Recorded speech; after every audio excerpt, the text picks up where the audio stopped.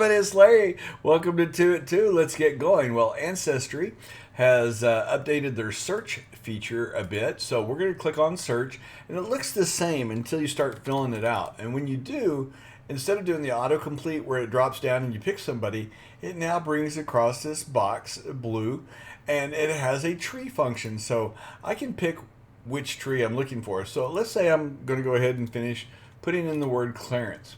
So it gives me Clarence McFarlane, Clarence Edmund Brown, Clarence Kent, and this IR words. It goes back and forth too fast, and there's no way to pull it across.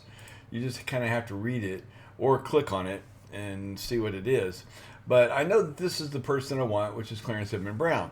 But notice this right here where it has quick fill suggestions. If I switch to the Basie family tree, there's only one Clarence in that tree, which is Clarence Etheridge Collins. Now, that allows me to work with multiple trees and really hone in on the people, which is really nice. I like this feature. So I'm going to go back to the 2019 tree. I'm pick Clarence Edmund Brown, and it's going to autofill everybody, that's in that for that person's profile. This, again, gives you much better searches, and you need to be doing that.